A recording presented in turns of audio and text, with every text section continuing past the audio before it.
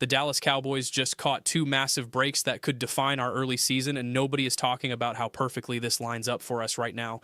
Before we dive into why September just got a whole lot easier for Dallas, smash that subscribe button because we're bringing you Cowboys intel the absolute second it drops. And frankly, we need you in this community because subscriber growth has been rough lately, and you don't want to miss what's coming next.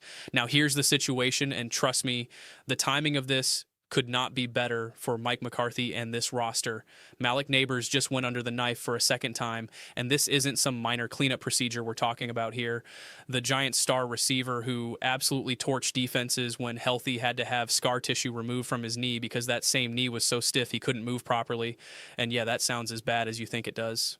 This whole thing started back in September when Nabers tore his ACL and had the surgery about a month later, which happens sometimes because you either do pre-rehab to strengthen everything first or you wait for swelling to go down. But either way, the clock started ticking and it hasn't been kind.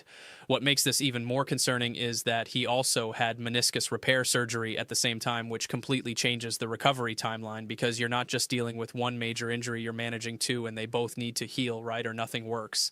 Here's where it gets really interesting for us and why Cowboys fans need to pay attention to every detail coming out of New York. One report from a couple days back confirmed the second surgery happened multiple weeks ago, and the Giants are trying to spin this as just a cleanup procedure that won't impact his recovery timeline, and they're still hoping he'll be ready for the opener. But here's what nobody is saying out loud. That was never the original timeline. Go back to January, and their GM Joe Schoen said Nabers was trending to hopefully be ready for training camp, hopefully being the key word there. And he even added that things can change, which is GM speak for we're not really sure. Then by February, it was still the training camp target, but with even more hedging. And by March, suddenly the narrative shifted to being optimistic for week one as long as there's no setback. You see what happened there? In just 2 months, the timeline went from training camp ready to maybe possibly week one if everything goes perfect. And now we're in May with a second surgery already done. And people around the league are straight up saying week one is in serious doubt. The medical experts who track this stuff have been sounding alarms for a while now. And their analysis should have every Cowboys fan feeling pretty good about our week one matchup against New York. One injury analyst pointed out that when you need scar tissue removed like this, it's similar to what happened with J.K. Dobbins a few years back. And that hindered his progress, made his ramp up way harder, and he barely made it back for week one, and that's if all the rehab milestones hit perfectly. Another doctor who breaks down these injuries said Nabers was still in a brace way longer than you want to see. Ideally, you're out of that thing within 6 weeks, but he was pushing almost double that timeline, which raises massive red flags about the severity of the initial damage. This same doctor saw footage of Nabers walking months after surgery and said he was moving with a stiff peg leg gait, meaning he didn't have full range of motion yet. And your first major goal after ACL surgery is getting that full range of motion, hopefully by 6 weeks, and Nabers was 8 weeks out without it. That doctor flat out said Nabers won't be ready for the start of the season. Book it, and this was months ago, so clearly the concerns were legit. Now let's connect this to Dallas, because this isn't just some injury update. This is a strategic advantage we need to capitalize on immediately. The Cowboys opened the season against the Giants as early 2.5-point favorites, which honestly feels light if Nabers isn't on that field, but we're still months away, so that line will move around as we get closer to kickoff. If New York doesn't have Nabers available, and there's a real chance they put him on the PUP list, which would sideline him for at least the first 4 games, then what exactly are we supposed to be afraid of in that receiving room? Darius Slayton, Darnell Mooney, who couldn't stick in Chicago, some third-round rookie who could be great or could be nothing.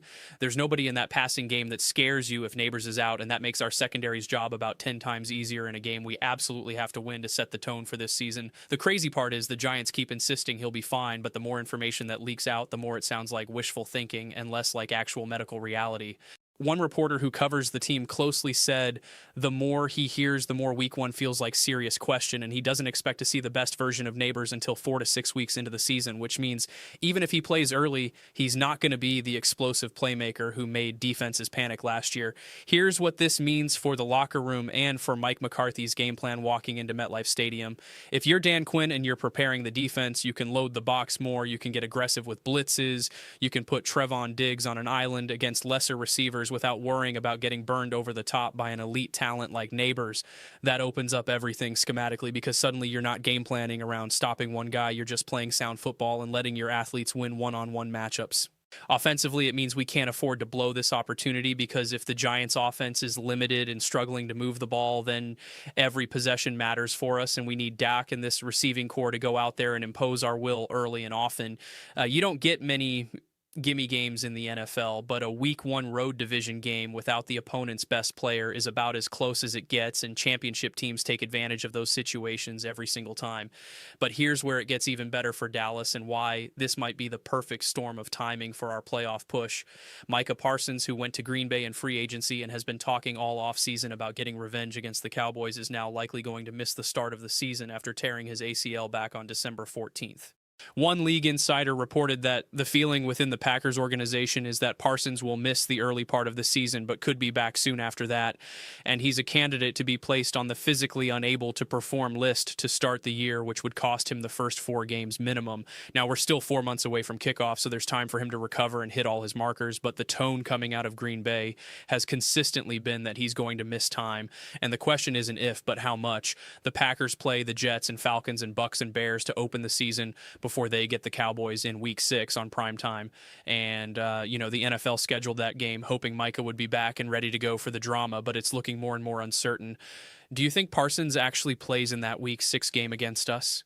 Because the math here is tight, and the PUP list only guarantees 4 games missed. It doesn't cap it at 4, so even if he's eligible to return by our game, that doesn't mean he's actually ready to play at full speed. This was a December ACL tear, which puts his return timeline right around 10 months if he comes back for the Cowboys matchup, and that's cutting it close for a guy who relies on elite explosiveness and bend and change of direction to be effective. Sure, he's a freak athlete, and nobody doubts his work ethic or his rehab dedication, but we've seen this story before with edge rushers coming off major knee injuries. They get back on the field faster than expected, but they're not the same disruptive force right away. Some guys take a full season to really look like themselves again, and even if Parsons is back for our game in October, is he on a pitch count? Is he playing 60% of the snaps instead of 90? Is he hesitant to fully plant and explode off that knee when he's rushing the passer? Those are real questions that impact how we game plan and how worried we should actually be.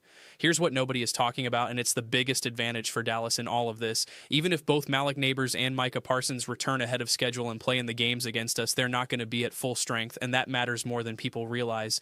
Nabers, even if he's active week 1, is going to be working his way back into game shape, learning to trust that knee again, dealing with the mental side of recovery after a major injury, and that's not the kind of player who dominates a secondary right out of the gate.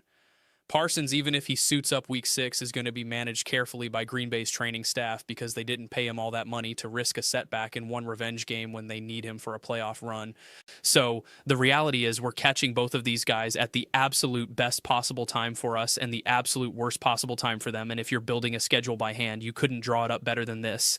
The Giants without their number 1 weapon, and the Packers without their most feared pass rusher, or at least without the best versions of those players, gives Dallas a legitimate chance to start the season strong and build momentum before the schedule gets tougher. Let's talk about what this means for our cap situation and roster construction, because these injuries don't just help us on the field, they validate some of the moves the front office made this offseason. We didn't go out and blow a massive contract on a flashy edge rusher because we're betting on Micah Parsons' development and our defensive scheme to generate pressure. And if Parsons isn't terrorizing quarterbacks early in the year, that takes pressure off our offensive line and gives Dak more time to operate. We also didn't panic and overpay for a veteran corner in free agency because the plan is to let Trevon and Darron handle the top receivers. And if one of those top receivers is either out or limited coming off injury, then our secondary looks a whole lot better without spending an extra $20 million. The front office took some heat for not being aggressive enough in March, but if we start 2-0 or 3-0 because we caught breaks with opponent injuries, suddenly those decisions look a lot smarter and the vibes around this team completely flip. Now, I'm not here to celebrate injuries because that's not what we do, and nobody wants to see guys go down, especially young stars like Nabers who are fun to watch when they're healthy. But this is professional football, and every team deals with injuries, and you have to take advantage when the schedule breaks your way because it's not always going to. Last year, we got crushed by injuries at key positions, and nobody felt sorry for us, and we didn't get any easier matchups because half our defense was in the training room. So when the injury luck swings back in our favor, like it is right now with these 2 specific matchups, you capitalize and you don't apologize for it. this is the NFL and the margins are razor thin, and sometimes the difference between a playoff team and a 10-win team that misses the cut is catching a break or two in September when you need it most. We're getting those breaks right now with Nabers and Parsons, and it's on Mike McCarthy and this coaching staff to make sure we don't waste the opportunity. Here's the other thing that makes this so important for Dallas and why these early games carry extra weight this season. We play in the toughest division in football, and every single game matters because the Eagles and Commanders are both going to be good, and the Giants, even with their issues, can steal a game if we're not ready. Starting one and against New York, even if they're shorthanded, sets the tone for the entire year and gives us confidence and momentum heading into a brutal stretch of division games. If we stumble out of the gate and drop week one to a Giants team without Malik Nabers, that's a fireable loss for McCarthy, and it puts the entire season on edge before we even get to October. Conversely, if we go into MetLife and dominate like we're supposed to, and then we handle business in week 6 against Green Bay, whether Parsons plays or not, we're sitting at 5-1 or 4-2 with all the momentum in the world heading into the back half of the schedule. That's the difference between a team that makes noise in January and a team that's playing for draft position in December.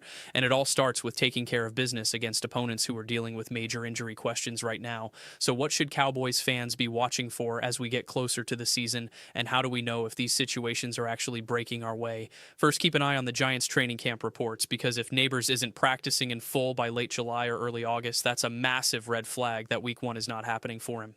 Second, watch for any news about Green Bay putting Parsons on the PUP list, because once that happens, for sure he's missing at least 4 games, and the math gets real tight for that Cowboys matchup. Third, pay attention to how the betting lines move, because if Dallas goes from 2.5-point favorites to 4 or 5-point favorites against New York, that tells you the sharp money believes Nabers is out and they're adjusting accordingly. And fourth, don't sleep on what this does to the psyche of both those teams, because the Giants are already a mess, and losing their best offensive player to start the year could spiral them into a lost season fast.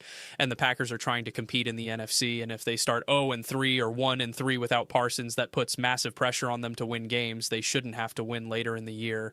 Before we wrap this up, make sure you're subscribed to Blue and Silver Nation, because we're covering every single development with this team from OTAs through the playoffs, and we're building something special with this community, and we need your support to keep growing. Now, here's my final take on all of this and why I think Cowboys fans should feel genuinely optimistic about how this is setting up. Football is about talent and scheme and execution, but it's also about timing and health and catching breaks when you need them most. We're catching 2 huge breaks right now with Nabers and Parsons, both dealing with serious knee injuries that impact games we desperately need to win. And if we're the team we think we can be, then we go out and prove it by dominating opponents when they're not at full strength. That's what good teams do. They don't apologize for the schedule. They don't give opponents moral victories. They just line up and handle business and let the chips fall where they may.